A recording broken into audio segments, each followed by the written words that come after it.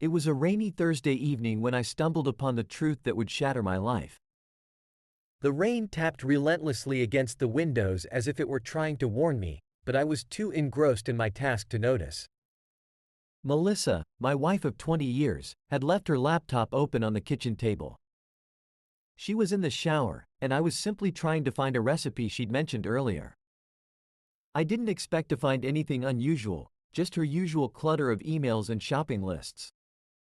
But when I saw a folder labeled Vacation Memories hidden deep within her documents, something told me to take a closer look. Curiosity got the better of me, and I clicked on it. My world collapsed at that moment. The folder wasn't full of our family vacations or cherished moments.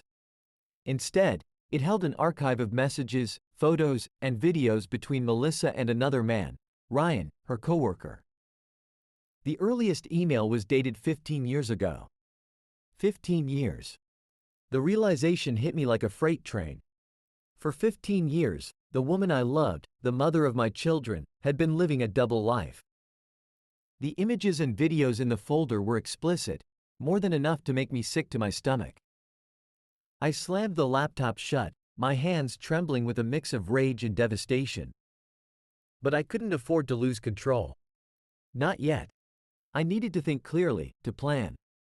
Melissa couldn't know that I'd found out, not until I was ready to confront her on my terms.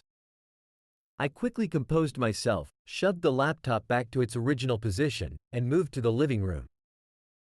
The sound of the shower running upstairs was suddenly louder. More ominous. It was as if every drop of water was taunting me, reminding me of the years I'd spent in the dark, oblivious to the betrayal that had festered behind my back. I grabbed a drink, downed it in one go, and sat down, staring at the muted television. The anger simmered beneath the surface, threatening to boil over, but I forced it down. I couldn't afford to act rashly. This required precision and patience. The game had changed, and now I was playing for keeps. When Melissa finally came downstairs, wrapped in a towel, her hair dripping wet, she flashed me a smile.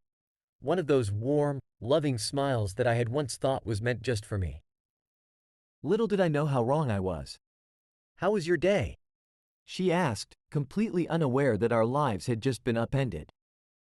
"Fine," I replied, forcing a smile. "Just another day." But this wasn't just another day. This was the beginning of the end. The next few weeks were excruciating. Every moment spent with Melissa was like playing a role in a twisted play. Pretending that everything was normal while the knowledge of her betrayal gnawed at my insides. But I was careful, calculated even. I couldn't let her suspect that I knew. Each night, after she went to bed, I'd stay up late, meticulously copying every piece of evidence from her laptop. I learned more about her affair than I ever wanted to know.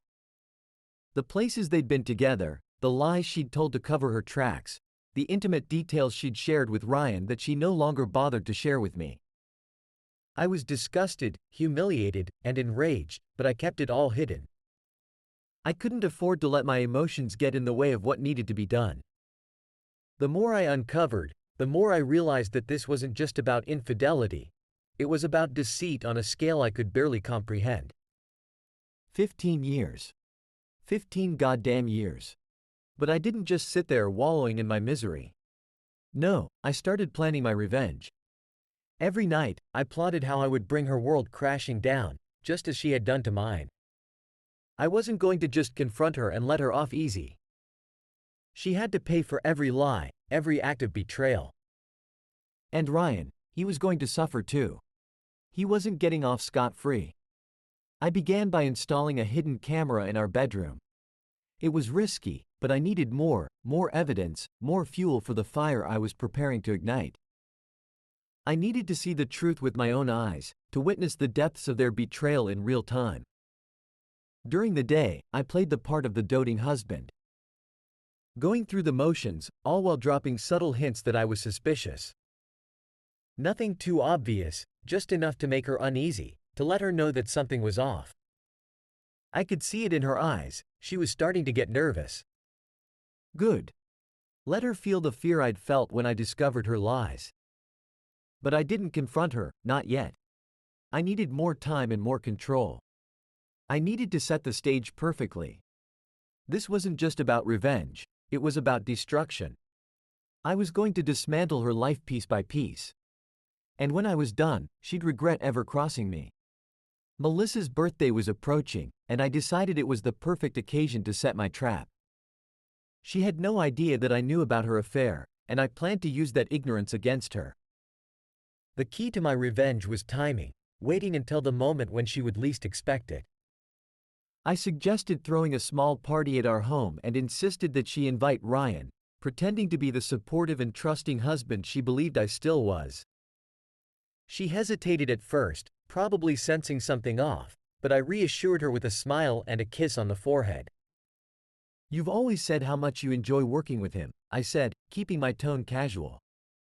"It'll be nice to have him over." Melissa finally agreed, but I could see the doubt lingering in her eyes.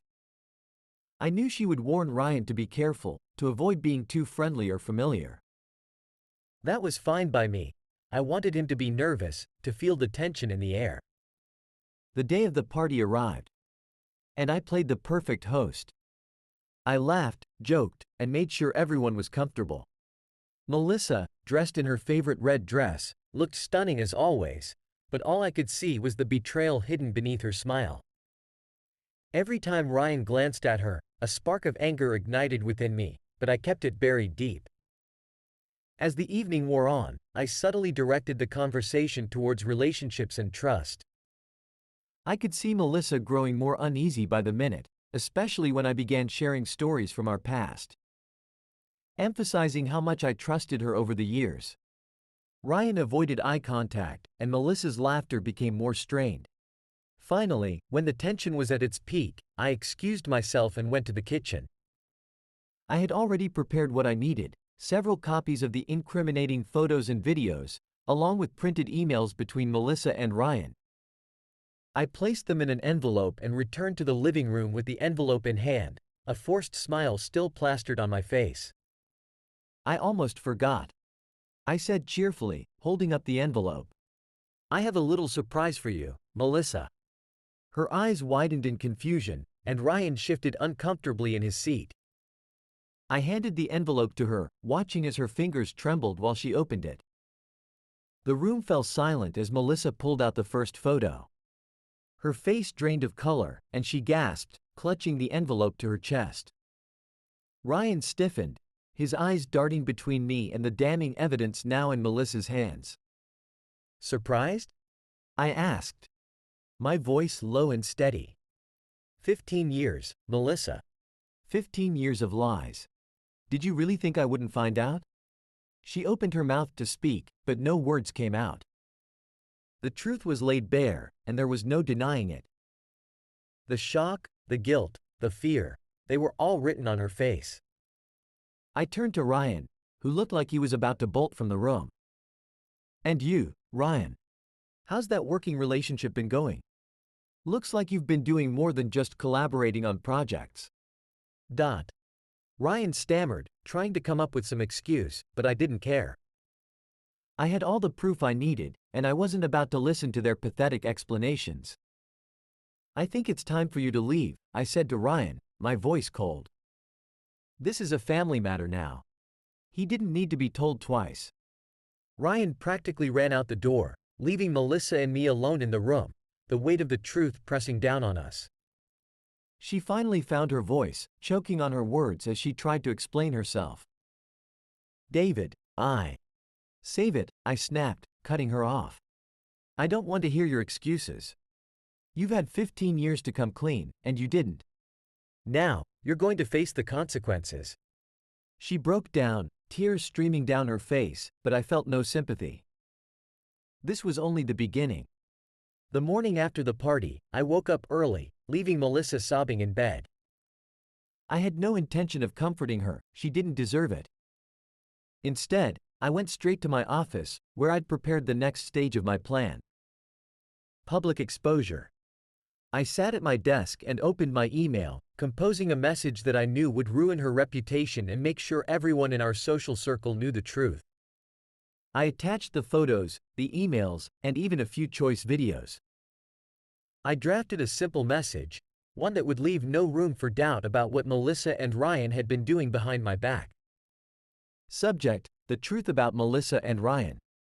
2. Friends, family, coworkers.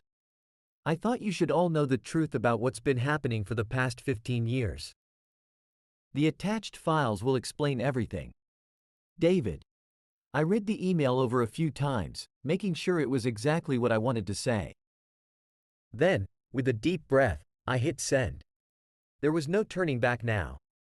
I imagined the shock, the gossip, and the judgment that would spread like wildfire once the email reached its recipients.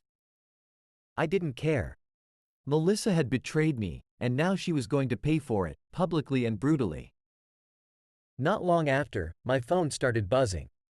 First, it was a close friend. Then a coworker, and then one of Melissa's sisters. The messages were a mix of shock, sympathy, and anger. Some couldn't believe what they were seeing, while others had suspected something was off for years. It didn't matter to me. What mattered was that Melissa's secret was out, and there was no way she could hide from it now. I went downstairs to find her still in bed, her eyes swollen and red from crying all night. When she saw me, she tried to speak, but I held up a hand to silence her. "Don't bother," I said coldly. "You might want to check your phone. I just sent an email to everyone we know, letting them in on your little secret." The horror on her face was almost satisfying. Almost. But there was still more to be done. "What? What did you do?" she whispered, her voice trembling. "I did what you should have done years ago," I replied, my tone icy. I told the truth. She scrambled for her phone, frantically scrolling through the messages that were now flooding in. With each new notification, her expression grew more desperate, more panicked. I watched, arms crossed, as she realized the full extent of what I had done. You ruined me," she choked out, tears streaming down her face once more. "No," I said, my voice devoid of any emotion. "You ruined yourself, Melissa. I just made sure everyone else knows it too." I left her there, broken and sobbing, and went about my day as if nothing had happened. There was still more to do, more pieces of her life to dismantle. But for now, I was content to let her wallow in the consequences of her actions. This was just the beginning. Melissa's world was beginning to crumble, but I wasn't done with her yet. Public humiliation was just the first step. Next, I was going to hit her where it really hurt, her finances. I spent the following days quietly transferring money out of our joint accounts and into a separate one that she had no access to. I left just enough in the joint accounts to keep her from becoming immediately suspicious. Meanwhile, I sold off some of our most valuable assets: jewelry, stocks, and even her prized vintage car. I wasn't planning on sticking around long enough to care about the consequences. This was about leaving her with nothing, just as she had left me with nothing but lies. Melissa was too distracted by the fallout from the emails to notice what I was doing. Her phone was constantly buzzing with messages, friends and family demanding explanations, coworkers expressing their disappointment, and others just wanting to know how she could have been so deceitful. The shame was eating her alive, and she was too wrapped up in damage control to see that the financial rug was being pulled out from under her. It wasn't long before she started to notice, though. One evening, I came home to find her sitting at the kitchen table, staring at a stack of bank statements in her laptop. The look on her face told me everything I needed to know. She had finally realized that our accounts were nearly empty. "David," she said quietly, her voice shaking. "What's happening with our money?" "There's barely anything left." I shrugged, feigning ignorance. "I have no idea. Maybe you should check with your lover. Perhaps he can help you out." Her eyes filled with fresh tears, but I felt no pity. I could see the wheels turning in her mind, trying to figure out if I was behind this, but she was too scared to accuse me outright. She knew she had no ground to stand on, not after everything I had already exposed. "David, please," she begged. "We need to figure this out. We can't just lose everything." "I didn't lose anything," I said, my voice cold. "You did. You lost my trust and our marriage, and now you're losing everything else. You brought this on yourself, Melissa. She opened her mouth to protest, but I cut her off. Oh, and by the way, I've already spoken to the lawyer. I'm filing for divorce. You'll be hearing from him soon. The color drained from her face. Divorce? But we can fix this. We can go to therapy and talk things through. I made a mistake, but we can still. Stop, I snapped, slamming my hand on the table. This isn't something you can fix with an apology or therapy. You had 15 years to come clean, and you chose to keep lying. I'm done with you. Her shoulders slumped, the fight draining out of her. She knew it was over. There was nothing left for her to say, nothing that could change the fact that her life was falling apart and there was nothing she could do to stop it. I left her there at the kitchen table, staring at the empty bank accounts and the shattered remnants of our marriage. She had made her bed, and now she was going to lie in it, alone, and without a penny to her name. After filing for divorce, I decided it was time to cut all ties with Melissa. I had no interest in maintaining any form of contact with her after everything she had done. I had spent enough years in the dark, and now I was finally stepping into the light, free from the burden of her lies. I moved out of our house without telling her. I packed my bags while she was at work, taking only what I needed. The rest of my things, the ones that held memories of our life together, I left behind. I didn't want anything that would remind me of the years I had wasted with her.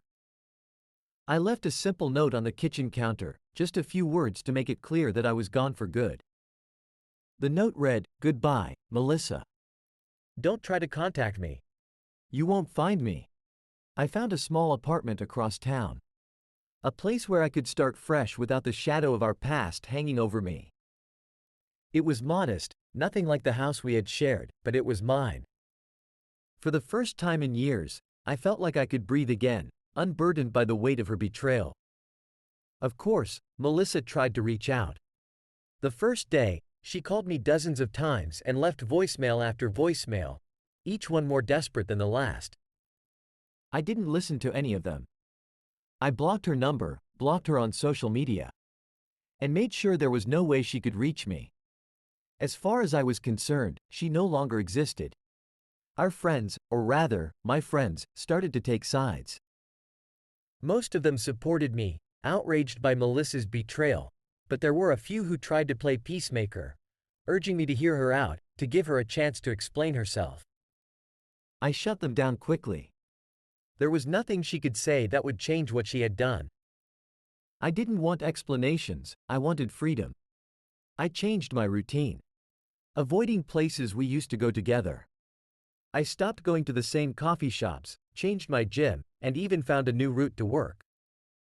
I didn't want to risk running into her, didn't want to see her face or hear her voice. I was done with her, done with the life we had shared. I was carving out a new path for myself, one where she had no place. The hardest part was the silence. After years of living with someone, even someone who had betrayed me so deeply, the quietness of my new life was jarring. But it was also liberating. There were no lies, no deceit, no secrets hanging in the air.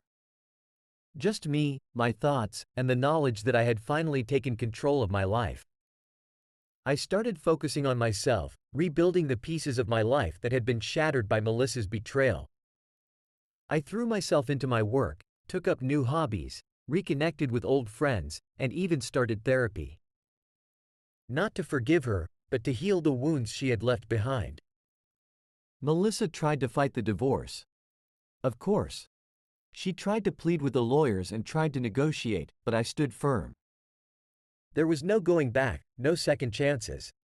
The divorce was finalized quickly, and I made sure that she got as little as possible. She walked away with barely anything, and I walked away with my freedom. In the end, she got what she deserved, nothing.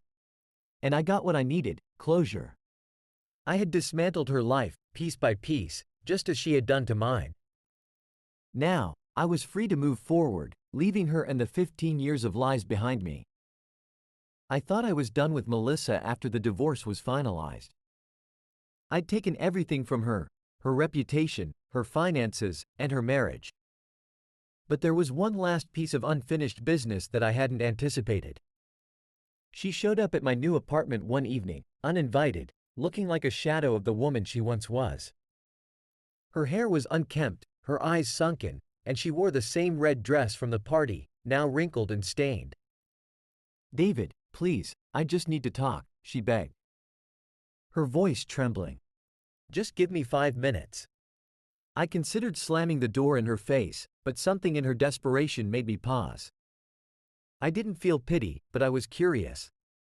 What could she possibly have to say that she hadn't already tried to convey through the dozens of messages I'd ignored? 5 minutes, I said, stepping aside to let her in. "That's all you get." She walked in, looking around the small apartment, probably realizing just how different my life had become. Gone were the luxuries of our shared home, replaced with the bare essentials of someone starting over from scratch. I could see the regret in her eyes, but it was too late for that now. Melissa sat down on the edge of the couch, wringing her hands nervously. "David, I know I hurt you.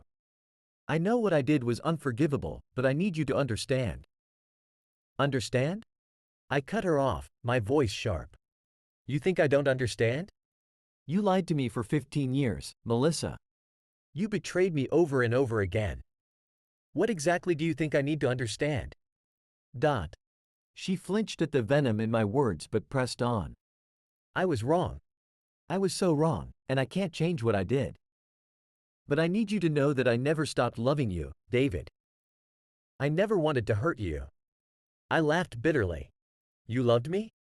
That's rich, coming from someone who spent 15 years sneaking around behind my back." Tears welled up in her eyes, but I felt nothing. "I was scared, David. I was terrified of losing you, of losing everything we had. I made a mistake. No, I made many mistakes, but I never wanted it to end like this. Please, if there's any part of you that still cares, just listen to me." I crossed my arms, leaning against the wall, unmoved. "You've got 2 minutes left, Melissa. Say what you need to say and then get out." She took a deep breath, struggling to keep her composure. "I know you don't want to hear this, but I'm still in love with you. I've lost everything, my friends, my family, my dignity. All I have left is you, and I can't lose you too." Her words hung in the air, but they didn't have the effect she wanted. Instead of softening, I felt a surge of anger rises up inside me. After everything she had done, she still had the audacity to ask for my forgiveness, to try and play on my emotions. "You're right," I said coldly. "You've lost everything. And now, you've lost me too. There's nothing left for you here, Melissa. We're done." She broke down, sobbing uncontrollably, but I didn't waver. I had given her every chance to come clean, to be honest with me, and she had squandered them all. There was no redemption. No second chance, not after the destruction she had caused. "Please, David," she cried, reaching out to me, but I stepped back, out of her reach. "Your time's up," I said, my voice firm. "Get out." She didn't move, still crying, still pleading. I walked to the door and opened it, waiting for her to leave. Finally, after what felt like an eternity, she stood up and walked out, her shoulders hunched in defeat. As she stepped out into the hallway, she turned to look at me one last time. "I'm sorry, David. I really am." But I didn't respond. I simply closed the door and locked it behind her. I stood there for a moment, listening to her footsteps fade away, and felt a sense of finality wash over me. This was truly the end. The chapter of my life with Melissa was closed for good. The final confrontation with Melissa left me emotionally drained, but also with a sense of closure that I hadn't felt before. I no longer felt the need to exact revenge or hold on to the bitterness that had consumed me for so long. It was over, really, truly over. Now, it was time to move on. I threw myself into my work, taking on new projects and responsibilities that kept me busy from morning until night. The distraction was exactly what I needed. The more I focused on my career, the less time I had to dwell on the past. I started to rebuild my life, piece by piece, creating a new identity that had nothing to do with the man I used to be. I also began to reconnect with old friends, people I had lost touch with over the years due to my marriage. Some were surprised to hear from me. Others welcomed me back with open arms. It was good to have a social circle again, to be around people who didn't know the full extent of the mess I had been through. They treated me like the David they remembered, not the one who had been betrayed and broken. I even started dating again, cautiously at first, but with more confidence as time went on. I wasn't looking for anything serious, just companionship and a reminder that there was life beyond the wreckage of my marriage. The women I met were kind and understanding, and most importantly, they didn't come with the baggage of my past. For the first time in years, I felt a glimmer of hope for the future. One day, while walking through the park, I ran into an old friend, someone I hadn't seen since before the divorce. We sat down on a bench and caught up on each other's lives. As we talked, I realized just how far I had come. I wasn't the same person I had been when I discovered Melissa's betrayal. I was stronger, more resilient, and ready to move forward with my life. "You look good, David," my friend said, clapping me on the shoulder. "I'm glad to see you're doing well." "Thanks," I replied with a genuine smile. It hasn't been easy, but I'm getting there. As I walked away from that conversation, I felt a sense of peace that I hadn't experienced in a long time. The pain of the past was still there, but it no longer defined me. I was finally moving on, leaving behind the anger, the hurt, and the betrayal. I was ready to start a new chapter, one where I was in control of my own happiness. That evening, as I sat in my apartment, I reflected on everything that had happened.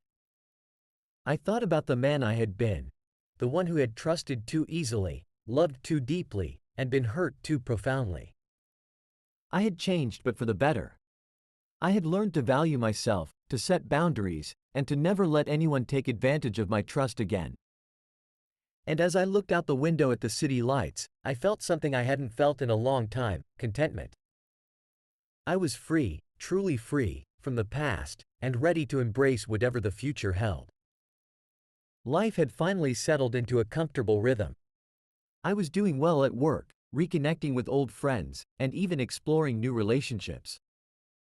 The wounds Melissa had left were still there, but they were healing, slowly but surely. I had started to feel like I was in control of my life again. That's why, when I saw Melissa unexpectedly one afternoon, it caught me completely off guard. I was at a coffee shop, one I hadn't frequented in years. I had stopped by on a whim, thinking it would be a nice change of pace. I was sitting by the window, lost in my thoughts when I noticed her. She was sitting at a table across the room, nursing a cup of coffee and staring out the window. She looked different, older, more worn out, as if the weight of the past had finally caught up with her.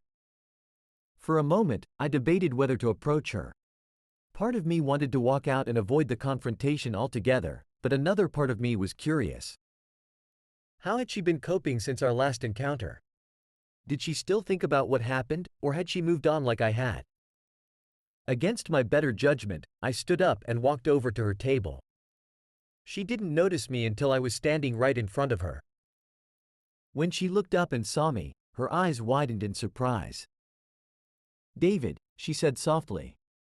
Her voice tinged with a mixture of shock and apprehension. "Melissa," I replied, keeping my tone neutral. "Mind if I sit?" She hesitated for a moment, then nodded, gesturing to the chair across from her. I sat down, unsure of what to say. It had been months since our last encounter, and I wasn't sure how to navigate this unexpected situation. "You look different," she said after a long pause, her eyes scanning my face. "I could say the same about you," I replied. "How have you been?" She sighed, looking down at her coffee cup. "Not great, to be honest. Things have been difficult." There was a sadness in her voice that I hadn't heard before, a vulnerability that seemed foreign to the woman I had known for so many years. It was strange to see her like this, so fragile and defeated. "I'm sorry to hear that," I said, and to my surprise, I meant it. Despite everything that had happened, despite the pain she had caused, I didn't wish her any more suffering. I've been trying to rebuild, she continued, her voice barely above a whisper. But it's hard, David. I lost everything. My friends, my job, my reputation. Even my family doesn't look at me the same way anymore. I could see the regret etched in her features, the realization that her actions had led to her downfall. But I also knew that this was a path she had chosen, and the consequences were hers to bear. I don't know what to say, Melissa, I admitted. We've both been through a lot. She nodded, wiping away a tear that had slipped down her cheek. I've been going to therapy, trying to make sense of everything. I know I hurt you in ways I can never fully comprehend, and I'm truly sorry for that. I wish things could have been different. There was a time when hearing her say those words would have meant everything to me. But now, they felt hollow, like an echo of a past I no longer wanted to revisit. I've moved on, Melissa, I said gently. I'm not the same person I was, and I don't hold on to the past anymore. You need to do the same. We both need to find our own paths forward. She looked at me, her eyes filled with a mixture of sorrow and acceptance. I know. I'm trying, David. It's just hard. I understand, I replied, standing up from the table. I hope you find peace, Melissa. We both deserve that. She nodded, a faint smile tugging at the corners of her lips. Thank you, David. I hope you find happiness, too. With that, I turned and walked out of the coffee shop, leaving her behind for what I knew would be the last time. The encounter had been unexpected, but it had given me something I didn't realize I still needed: closure. I had seen Melissa as she truly was, not as the woman who had betrayed me, but as someone who was as lost as I had once been. And in that moment, I felt the last remnants of my anger and bitterness fade away. After that final encounter with Melissa, I felt an overwhelming sense of relief. It was as if a weight I hadn't realized I was still carrying had finally been lifted. I had faced the past, confronted the person who had caused me so much pain, and walked away with my head held high. Now, I was truly free to focus on the future. I started making plans for the next phase of my life. I had been working hard, building my career, and it was paying off. An opportunity came up to transfer to another city, one where I could start fresh, away from the memories of my old life. It was a chance to leave everything behind and begin anew. I took the offer without hesitation. The idea of moving to a new city, meeting new people, and creating a life that was entirely my own was exhilarating. I spent the next few weeks preparing for the move, packing up my apartment, and saying goodbye to the few people I still kept in touch with. It was a bittersweet process, but I knew it was the right decision. On the day of the move, I stood in my empty apartment, looking around at the place that had been my refuge during the darkest days of my life. It had served its purpose, but now it was time to let it go. I locked the door one last time and walked out, leaving behind the past for good. The new city was everything I had hoped it would be. It was vibrant, full of life, and offered endless opportunities for someone like me who was eager to start over. I found a new apartment in a lively neighborhood, close to parks, cafes, and all the things that made life enjoyable. For the first time in years, I felt a sense of excitement about the future. I threw myself into my work with renewed energy, eager to make a name for myself in this new place. The challenges were invigorating, and I found myself thriving in ways I hadn't anticipated. I met new colleagues, made new friends, and slowly began to build a new life that was entirely my own. One evening, as I was walking home from work, I stopped at a small park near my apartment. The sun was setting, casting a warm glow over the city, and I found myself reflecting on everything that had led me to this point. The betrayal, the pain, the revenge. It all felt like a distant memory now, something that had happened to someone else. I sat down on a bench and watched as people passed by, families, couples, and individuals all going about their lives. I realized that I was no longer haunted by the past. I had made peace with what had happened, and I was finally ready to embrace the future, whatever it might hold. As I sat there, I thought about the man I had become, the one who had survived betrayal, who had taken control of his life, and who had emerged stronger on the other side. I was proud of that man, proud of the journey he had taken, and excited for the road ahead. I stood up and continued my walk, a smile playing on my lips. This was my life now, and it was full of endless possibilities. I was ready for whatever came next, knowing that I had the strength and resilience to face anything. As I turned the corner and headed toward my new home, I felt a deep sense of contentment. The past was behind me, the future was bright. And for the first time in a long time, I felt truly, genuinely happy. This was my new beginning, and I was ready to make the most of it. The transition to my new city had been smoother than I expected. I found myself adjusting quickly to the rhythm of a place where no one knew my past. The anonymity was refreshing, allowing me to redefine who I was without the weight of old mistakes or betrayals hanging over me. My new job kept me busy, and I quickly became an integral part of the team. My colleagues were welcoming, and we often went out for drinks after work, something I hadn't done in years. It felt good to be part of a community again, to have people who respected me for my work and valued my opinions. Outside of work, I started exploring the city, discovering new favorite spots: a quiet bookstore on a side street, a bustling coffee shop with the best espresso I'd ever had, and a park where I could go for long walks to clear my mind. It was in these moments, when I was alone with my thoughts, that I truly began to appreciate how far I'd come. I also began dating more seriously. I wasn't looking for anything too intense, but I enjoyed the company of new people, learning their stories, and sharing parts of mine, selectively, of course. There was no need to dive into the darker parts of my past, those were behind me, and I was focused on the future. One woman I met, Rachel, stood out from the others. She was smart, funny, and had a warmth about her that made it easy to talk to her. Our conversations flowed effortlessly, and I found myself looking forward to our dates more and more. There was something about her that made me feel at ease, something that reminded me of the life I wanted to build. We started seeing each other regularly, and soon, what had begun as casual dates turned into something more serious. Rachel and I shared a connection that felt genuine and unforced. She knew about my past, but I only told her the parts that mattered, the lessons I'd learned, the strength I'd gained. There was no need to delve into the details of my revenge on Melissa or the bitterness I'd once felt. Rachel was part of my future, not my past. One evening, as we sat in the park watching the sunset, Rachel turned to me with a thoughtful expression. "You seem like you've been through a lot, David," she said gently. "But you also seem like someone who's come out stronger on the other side." I nodded, feeling the truth of her words. "I have. It wasn't easy, but I'm in a better place now." She smiled, taking my hand. "I'm glad you are. I like the man you've become." Her words touched me deeply.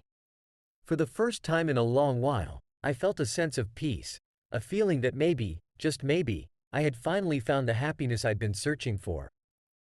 Life with Rachel was everything I had hoped for. We continued to grow closer, building a relationship that was based on mutual respect, trust, and a shared vision for the future. I had never felt this level of contentment before, and I was grateful every day for the new life I had created. But as happy as I was, there were still moments when the past crept back into my thoughts. Despite my best efforts to move on, I sometimes found myself haunted by memories of Melissa and the betrayal that had shattered my old life. These thoughts were less frequent now, but when they did surface, they were powerful, reminding me of the pain I had endured and the man I had once been. One day, while Rachel and I were cleaning out my apartment, I came across a box I had forgotten about. It was tucked away in the back of a closet, covered in dust. Curious, I opened it and found it was filled with old photos, letters, and mementos from my life with Melissa. There were pictures of our wedding, vacations, and the home we had once shared. Seeing them again after all this time hit me like a punch to the gut. Rachel noticed my expression and came over to see what I had found. She looked at the photos, then back at me, concern etched on her face. "Are you okay?" I nodded, but the truth was, I wasn't sure. Seeing those images brought back a flood of emotions I thought I had buried for good. The pain, the anger, and even the love that had once been there, all came rushing back in an overwhelming wave. I thought I was over this, I admitted, sitting down on the couch, the box of memories on my lap. I thought I'd moved on, but seeing these, it's harder than I expected. Rachel sat beside me, placing a comforting hand on my shoulder. "It's okay, David. Healing takes time. You've come so far, but it's natural to have moments like this." I looked at her, grateful for her understanding. "I don't want to go back to that place, Rachel. I don't want to let the past control me anymore." "You won't," she said firmly. "You've already taken the first step by recognizing it. Now, you just need to decide what to do with these memories." We sat in silence for a while, both of us looking at the box. Finally, I made a decision. "I think it's time to let go of these," I said, my voice steady. "I don't need them anymore." With Rachel's help, I went through the box, sorting through the photos and letters one last time. Some I kept, tucking them away as a reminder of the lessons I'd learned, but most I decided to get rid of. It was a cathartic process, a final act of closure that I hadn't realized I needed. Later that evening, after Rachel had left, I took the box out to the trash. As I stood there, looking down at the remnants of my old life, I felt a sense of finality. This was the last piece of the puzzle, the final step in my journey toward healing. I took a deep breath, then let it out slowly, feeling a weight lift off my shoulders. The ghosts of the past were finally at rest, and I was free to move forward without looking back. As I walked back to my apartment, I felt a renewed sense of purpose. The past no longer had a hold on me. I had faced it, confronted it, and let it go. Now, I was ready to embrace the future with open arms, knowing that whatever came next, I was strong enough to face it. And for the first time in a long time, I felt truly at peace. With the past finally laid to rest, I embraced my new life with an even greater sense of freedom. My relationship with Rachel continued to grow stronger, and I found myself considering possibilities I hadn't thought about in years, like settling down again, maybe even starting a family. These were thoughts I had once banished from my mind, but now they felt attainable, even exciting. Rachel and I began discussing the future more openly. We talked about what we wanted out of life, our hopes, and our dreams. It was during one of these conversations, on a quiet evening over dinner, that Rachel brought up the idea of moving in together. "What do you think about finding a place together?" she asked, her eyes searching mine for a reaction. I was quiet for a moment, not because I was hesitant, but because the idea made me realize just how far I had come. There was a time when the thought of sharing my life with someone else would have terrified me. But now it felt right. "I think I'd like that," I replied, smiling at her. "It feels like the next step for us." Rachel's face lit up, and we spent the rest of the evening discussing what kind of place we would want, what neighborhood we liked, and how we could make it our own. It was a conversation filled with excitement and anticipation, and for the first time in a long time, I felt like I was truly building something meaningful. Over the next few weeks, we started looking at apartments. It was a fun, if sometimes exhausting, process. We toured several places, each with its own charm, but none that felt quite right. It wasn't until we found a small, cozy loft in a vibrant part of the city that we both knew we had found our new home. The loft was perfect, open, and bright, with large windows that let in plenty of natural light. It was big enough for the two of us, but small enough to feel intimate. We could see ourselves building a life there, creating new memories, and filling it with love and laughter. We signed the lease, and the next few weeks were a whirlwind of packing, moving, and settling in. It was chaotic at times, but it was also thrilling. Each box unpacked, each piece of furniture arranged, felt like a step toward a future we were both excited to share.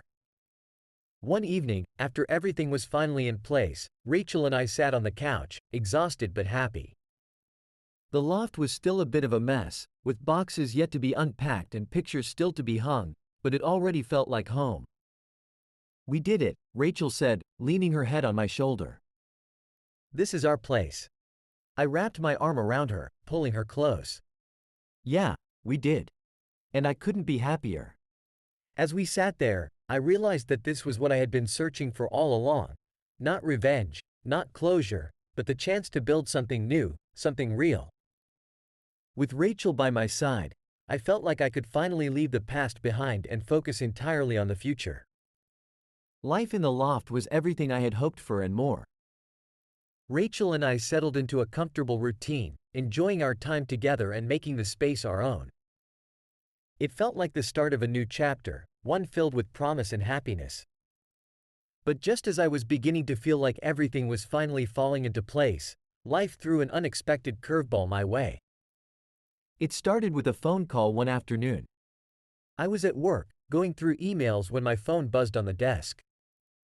I glanced at the screen and saw an unfamiliar number. Normally, I would have let it go to voicemail, but something compelled me to answer it. "Hello? David? It's Melissa." Hearing her voice after all this time was like a punch to the gut. I had thought I was done with Melissa, that she was a part of my past I had finally moved on from. But hearing her voice brought back a rush of emotions I wasn't prepared for. "What do you want, Melissa?" I asked, trying to keep my voice steady. There was a pause on the other end of the line, and when she spoke again, her voice was different, softer, almost pleading. "I know I'm the last person you want to hear from, but I need to talk to you. It's important." I felt a surge of anger, but also a flicker of curiosity. What could she possibly want now? After everything that had happened, after the way we had left things, what more could there be to say? "Melissa, I've moved on.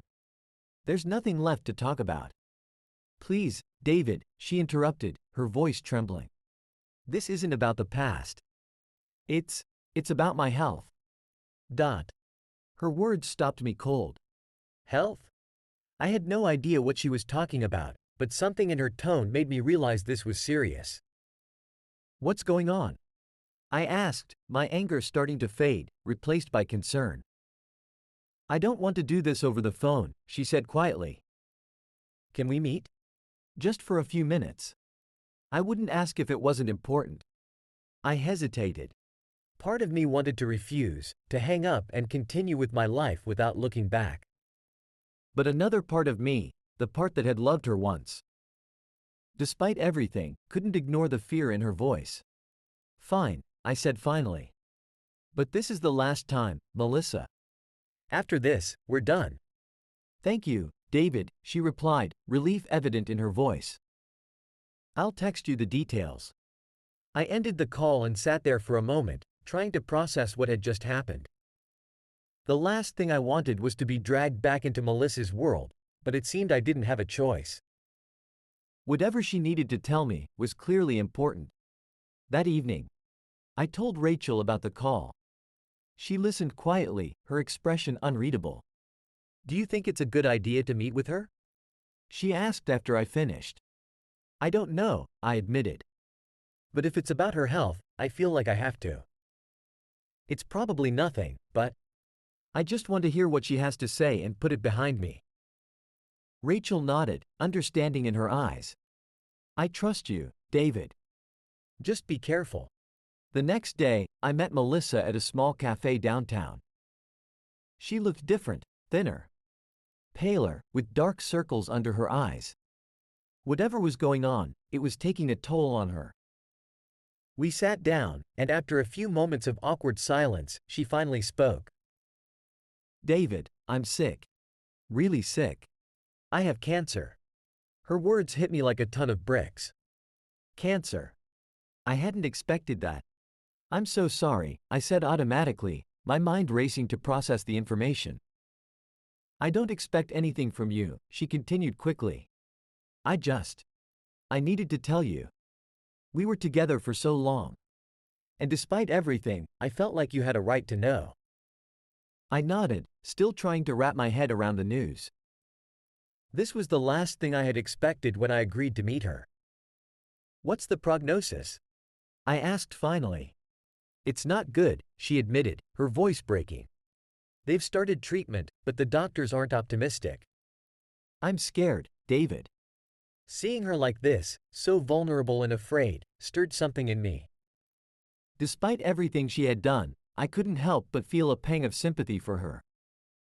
"I wish there was something I could do," I said, and for the first time since our divorce, I meant it. Melissa nodded, wiping away a tear. "Just knowing you don't hate me, that means something. Thank you for meeting me."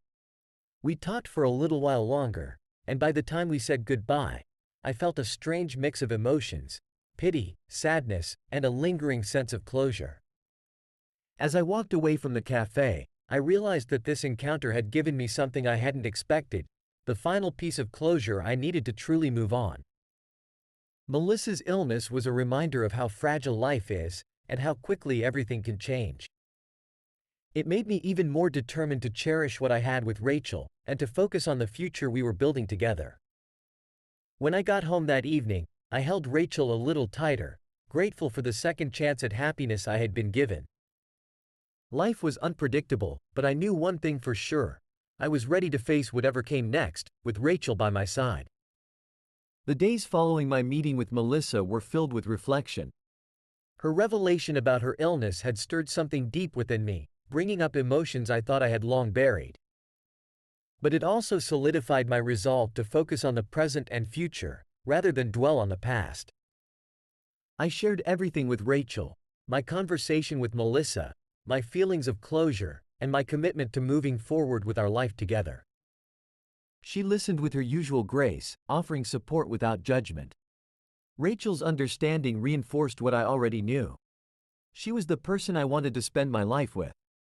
A few weeks later, as Rachel and I were enjoying a quiet evening at home, I found myself thinking about the future more concretely.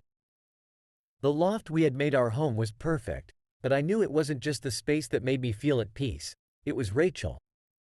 She was the one who had helped me rebuild my life from the ground up, and who had stood by me as I navigated the complexities of moving on from my past. And now, more than ever, I wanted to solidify our future together. "Rachel," I began, my voice steady but tinged with emotion, "there's something I want to ask you." She looked up from the book she was reading, a curious smile playing on her lips. "What is it?" I took a deep breath, reaching into my pocket and pulling out the small box I had been carrying with me for days. "I've been thinking a lot about us, about everything we've been through together. You've been my rock, my partner, and my best friend. I can't imagine my life without you, and I don't want to." Her eyes widened as she realized what was happening. Tears welled up, and she placed her hand over her mouth, unable to speak. I opened the box to reveal the ring I had chosen, a simple, elegant piece that reflected her understated beauty. "Rachel, will you marry me? Will you be my partner in this new life we're building together?" For a moment, she was silent, her eyes locked on the ring. Then, with a trembling voice, she whispered, "Yes, David. Yes, of course, I will." I slid the ring onto her finger, feeling a surge of emotion that was impossible to contain. Rachel threw her arms around me, and we both laughed through our tears, overwhelmed with happiness. This was the culmination of everything we had worked toward, the new beginning we had both dreamed of. In the days that followed, we began planning our wedding. It was a small, intimate affair, just close friends and family, a celebration of the love we had found in each other. There was no need for anything extravagant. What mattered was that we were committing to a future together. One built on trust, love, and mutual respect. As our wedding day approached, I couldn't help but reflect on the journey that had brought me to this point. There had been pain, betrayal, and heartache, but all of it had led me to Rachel. It was a reminder that life is unpredictable, full of twists and turns that can lead you to places you never expected. On the day of our wedding, as I stood at the altar waiting for Rachel, I felt a deep sense of peace. The church was filled with the soft murmur of voices. the smell of fresh flowers, and the warmth of sunlight streaming through the stained glass windows. But all of that faded away when Rachel appeared at the end of the aisle. She was breathtaking, her beauty magnified by the love that shone in her eyes. As she walked toward me, everything else disappeared. There was only Rachel, the woman who had helped me rebuild my life, and who had shown me what it meant to truly love and be loved. When she reached me, we took each other's hands, smiling through the tears that threatened to spill over. The ceremony was simple, the vows heartfelt, and when it was time to say, "I do," there was no hesitation in either of our voices. As we exchanged rings and shared our first kiss as husband and wife, I felt a sense of completion that I had never known before. This was my new beginning, the start of a life filled with love, hope, and endless possibilities. Later, as we danced together at our reception, surrounded by those who loved and supported us, I whispered in Rachel's ear, "Thank you for saving me. For giving me a second chance at happiness." She smiled up at me, her eyes sparkling. "You saved yourself, David. I just helped you see that it was possible." And in that moment, I knew that no matter what the future held, as long as Rachel was by my side, I could face anything. Together, we had found our new beginning, and it was more beautiful than I had ever imagined.